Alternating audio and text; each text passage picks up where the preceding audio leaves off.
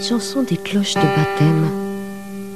Philistins, épiciers, alors que vous caressiez vos femmes, en songeant au petit que vos grossiers appétits engendrent, vous disiez, ils seront manteau rasé, ventre rond, notaires.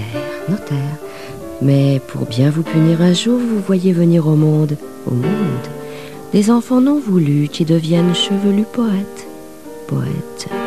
Car toujours ils naîtront, comme naissent d'un étron des roses. Jean Richepin.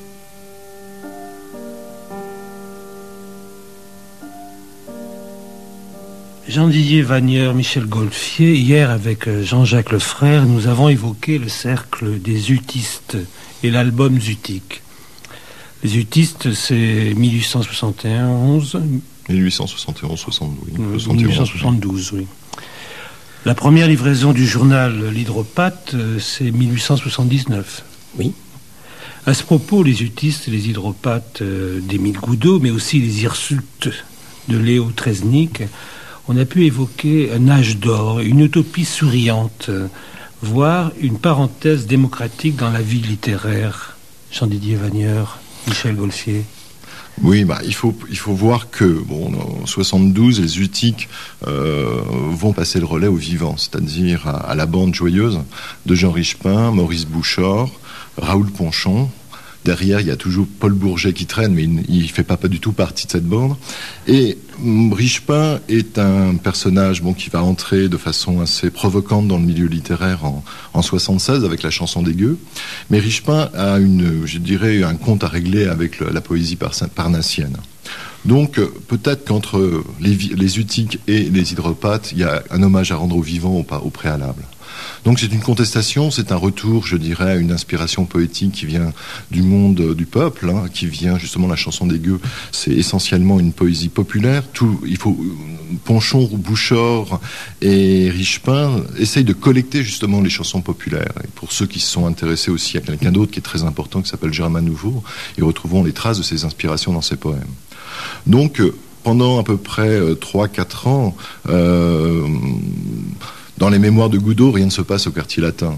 Il y a simplement, je dirais d'un côté, les Parnassiens, l'école de Lecomte de Lille. De l'autre côté, il y a toute une bande qui est très intéressante parce qu'elle mêle à la fois une tradition du quartier latin, celle des étudiants, une culture potachique, la culture des ateliers, des beaux-arts, la culture en même temps des jeunes comédiens qui préparent le conservatoire. Et en 75, ils sont tous 76, Michel, oui. Ils se réunissent tous dans une brasserie qui va devenir assez célèbre par les mémoires de Goudot et par quelques autres textes, qui s'appelle le Sherry Cobbler. Oui, qui se trouve situé en haut du boulevard Saint-Michel, avant le Luxembourg. Donc sur la partie droite, juste à côté d'une librairie, la librairie de Rennes, qui joue aussi un rôle important à cette époque-là. Mais à propos, Michel Golfier, à propos de cette parenthèse démocratique dans la vie littéraire, qu'est-ce que cela signifie ? Vous renvoyez la balle. Parenthèse démocratique, tout simplement, on peut imaginer, parce qu'on a peu quand même de renseignements, on n'a pas retrouvé les archives d'Émile Goudot, il manque beaucoup de choses pour écrire une histoire littéraire, je dirais, précise. Mais beaucoup de témoignages laissent à penser. Et d'abord, les pré-originales des 10 ans de Bohème, que après 1870... Qui est le livre il faut préciser... Voilà, qui sont les mémoires d'Émile Goudot, qu'après 1870, après la guerre et la Commune, en fait, le tissu conjonctif de la littérature se refait. Les Parnassiens, en fait, étaient prêts en 69, je dirais, à devenir l'école dominante. Et ils vont se trouver en concurrence avec toute une jeune génération des années 70, dont fait partie Goudot. On pourrait citer aussi Maurice Rollinat. Et cette jeune génération a assez de mal, en fait, à trouver des lieux de publication. L'éditeur Lemaire publie généralement les jeunes à compte d'auteur. Ces jeunes-là viennent de milieux très divers, souvent populaires, et n'ont pas les moyens de se faire publier à compte d'auteur. Donc il y a 2 revues qui vont apparaître successivement. Il va y avoir la Renaissance littéraire et artistique, puis la République des lettres.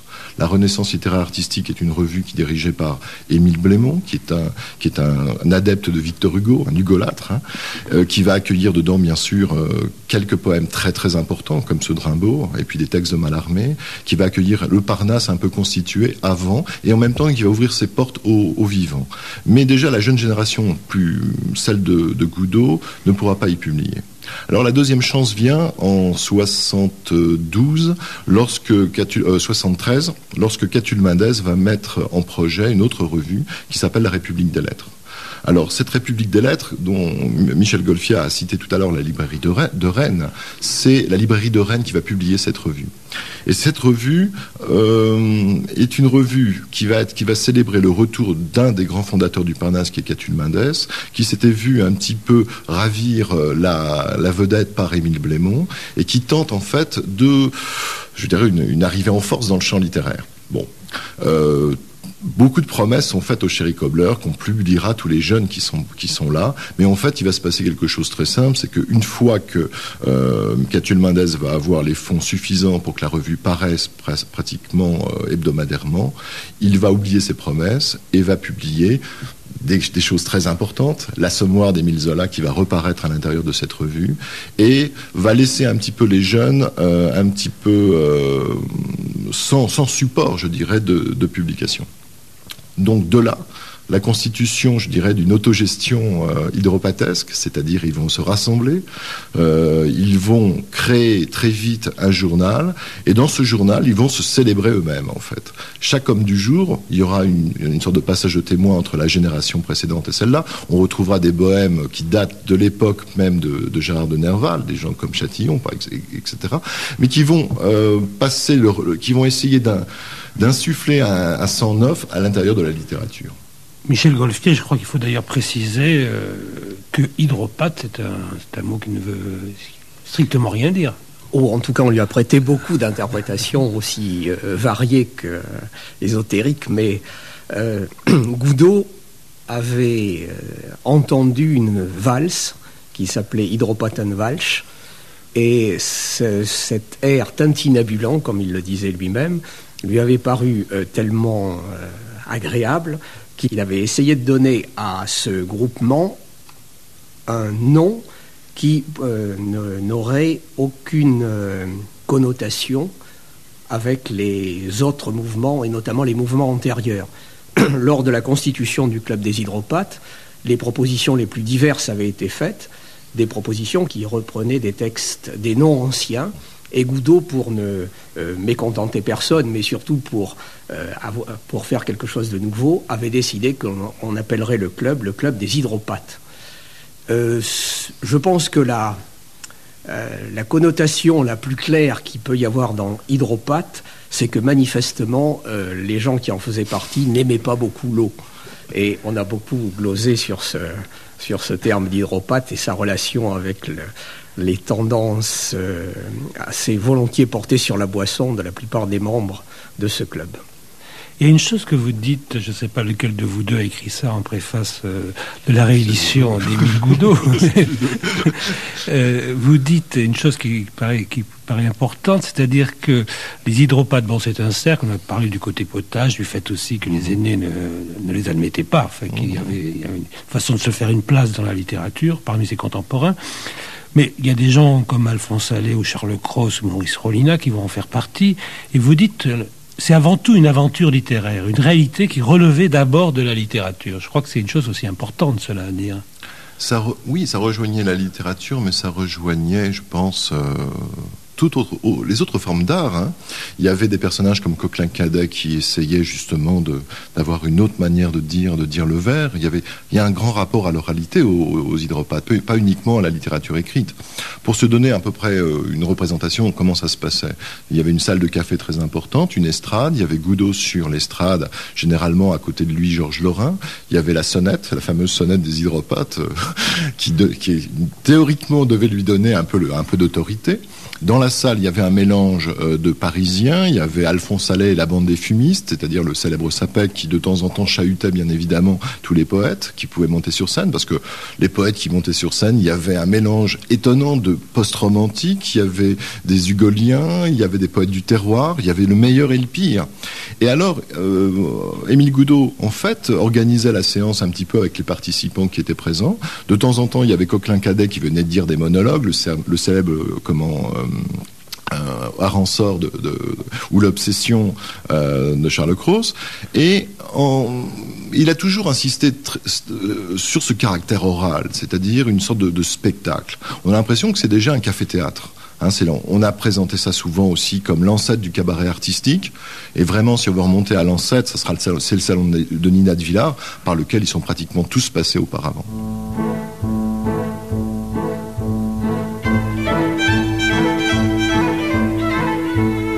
Extrême-Orient.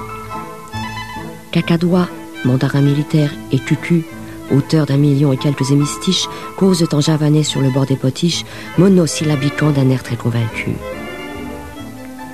Vers l'an 100 003, ces magos ont vécu à Nangasaki qui vend des cheveux postiches.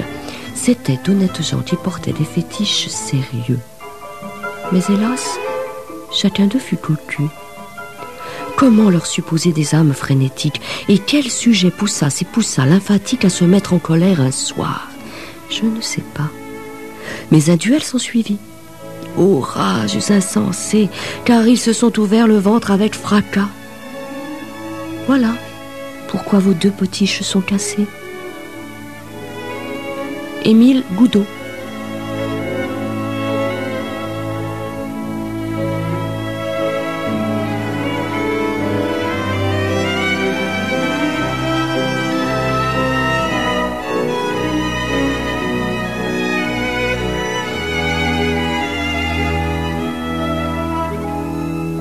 Quand on dit que leur seule philosophie fut le fumisme, qu'est-ce qu'on entend par là? Je sais pas. C'est dans votre ouvrage. Oui.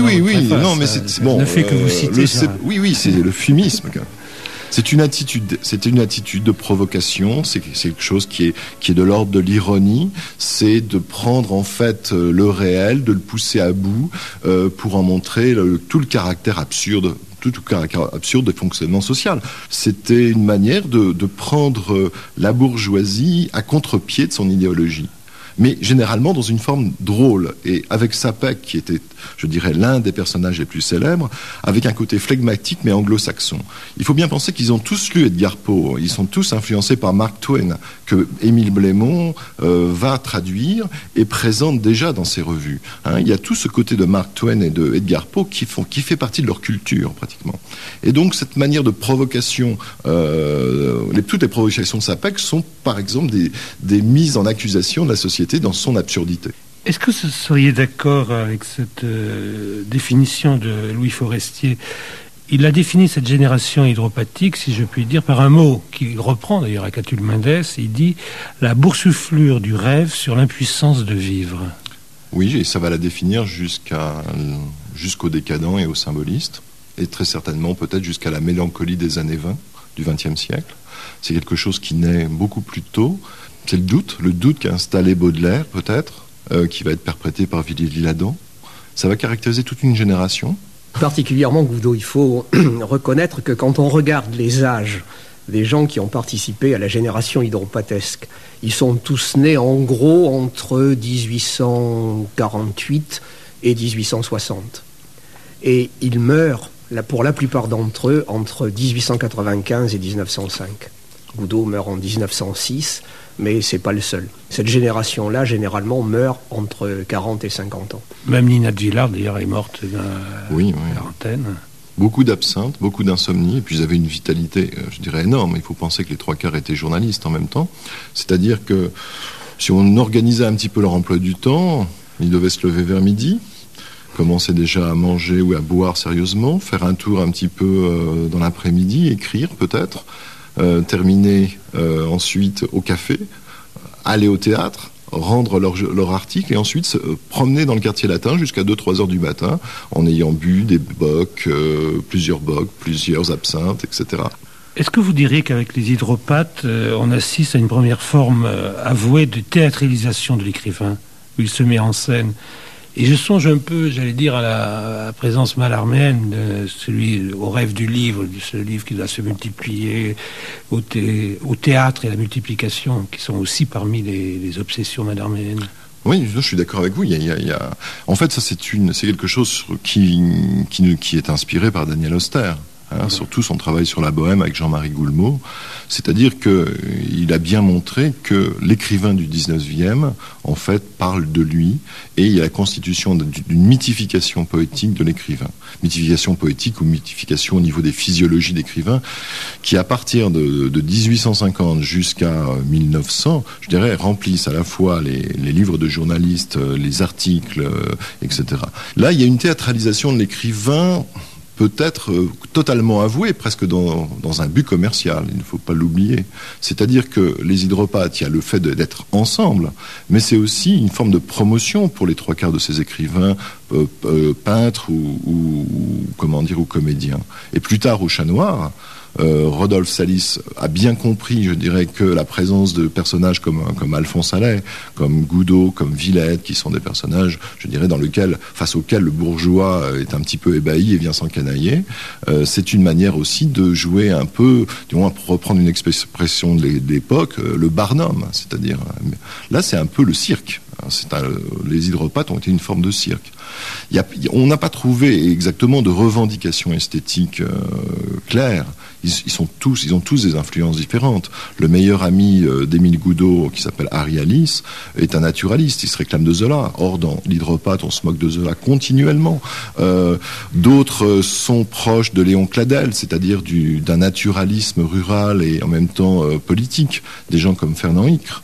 Ils n'ont pas d'esthétique. Ils ont simplement un geste de refus, un geste de volonté d'affirmation de leur jeunesse. Et en fait, le malheur, c'est qu'ils vont se trouver coincés d'un côté entre le Parnasse et puis entre le symbolisme, et que les hydropathes vont d'une certaine façon faire un peu long feu. On a pu parler à propos des hydropathes de génération déprimée, mais on a aussi dit qu'il y avait une génération sacrifiée qui fut celle du Parnasse, et en particulier à cause de la guerre et de la Commune, qui a finalement scié la génération, ceux qu'on a qualifiés justement des impassibles, c'est-à-dire... Oui, parce qu'ils étaient prêts, en fait, le dernier volume du Parnasse contemporain...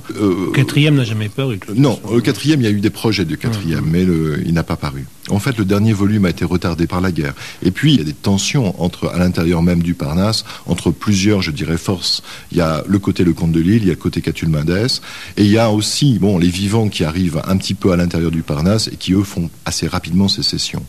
Il faut relire les articles de Richepin contre eux pour voir que là, c'est une descente en flèche de toute la poésie parnassienne. Mais les vivants, ce sont Jean-Didier Vanière d'anciens, comme Richepin, d'anciens utistes.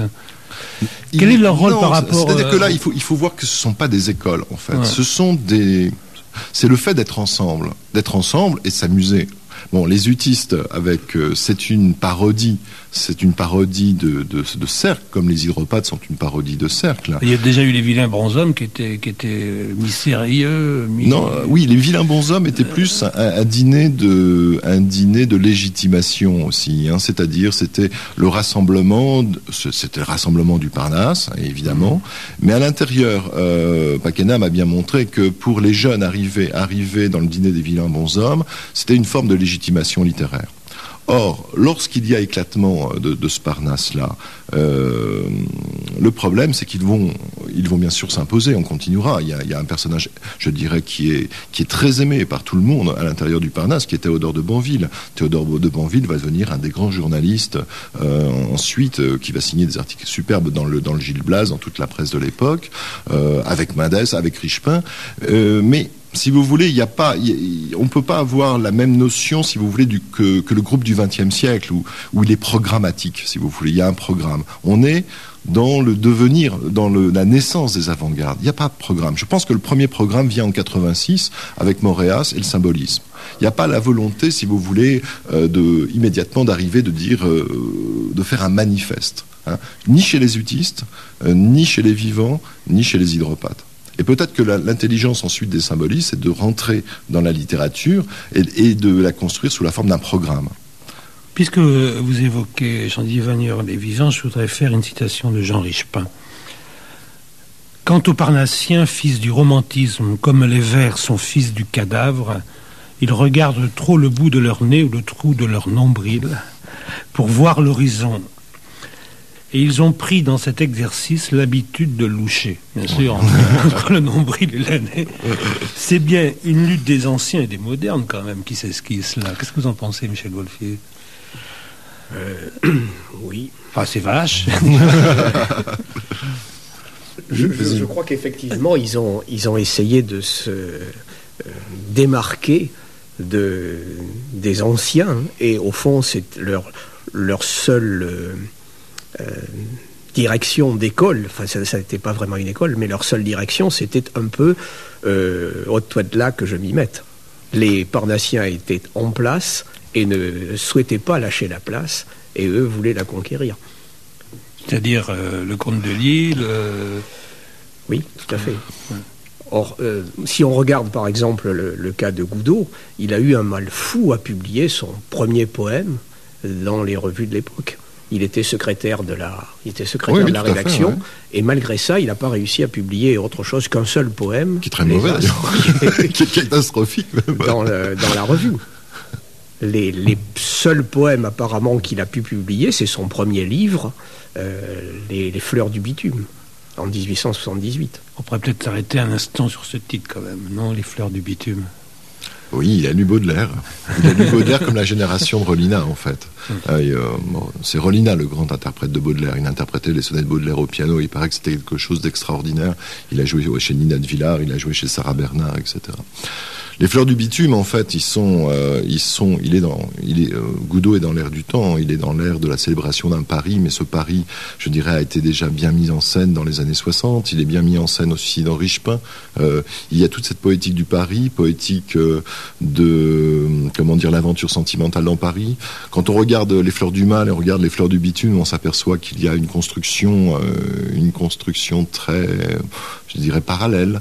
Mais bien sûr, d'un côté, il y a Baudelaire, de l'autre côté, il y a Goudot. Il ne faut pas confondre.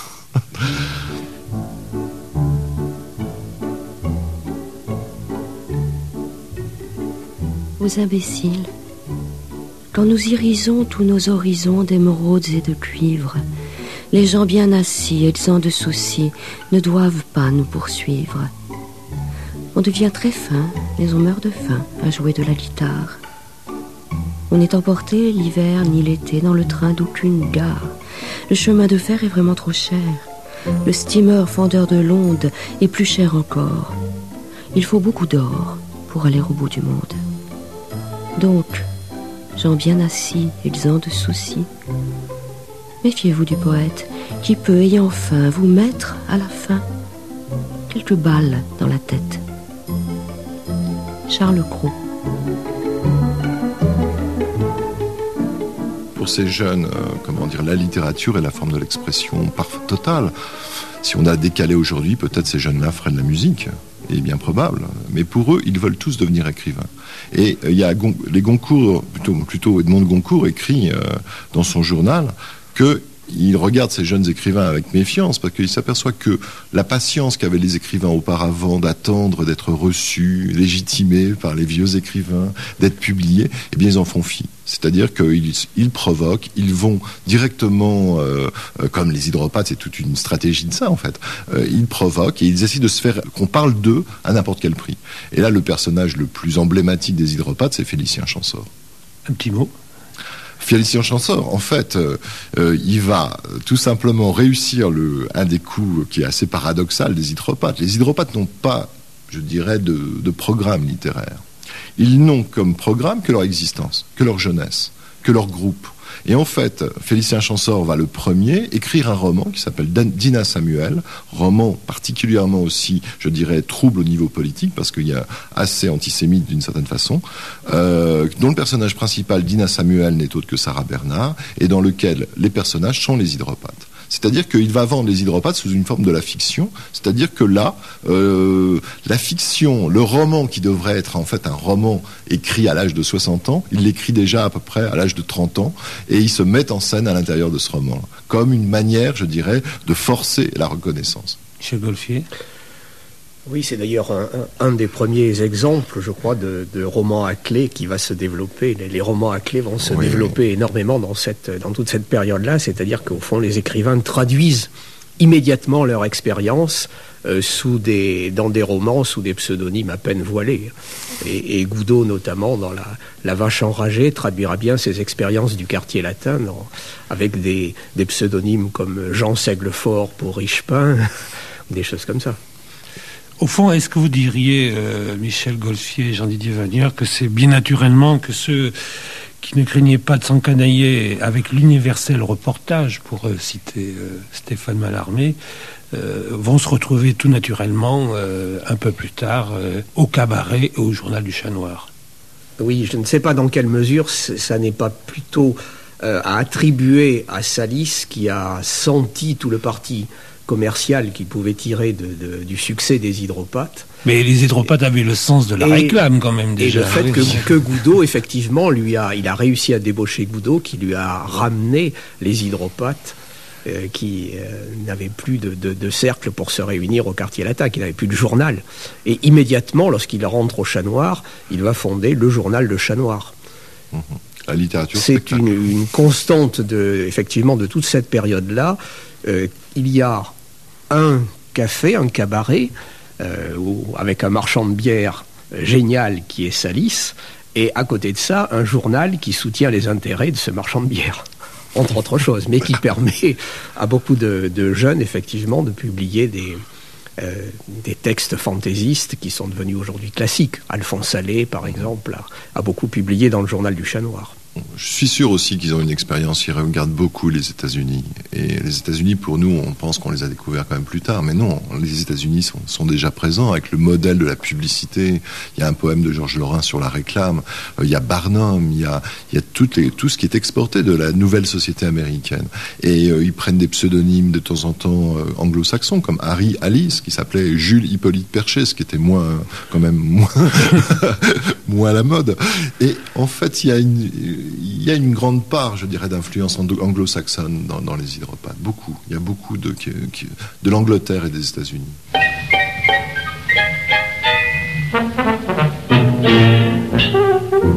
C'était Les Hydropathes et les Vivants par Mathieu Bénézet, avec Jean-Didier Vagneur et Michel Golfier, éditeur du livre d'Émile Goudot, 10 ans de Bohème, aux éditions Champvallon.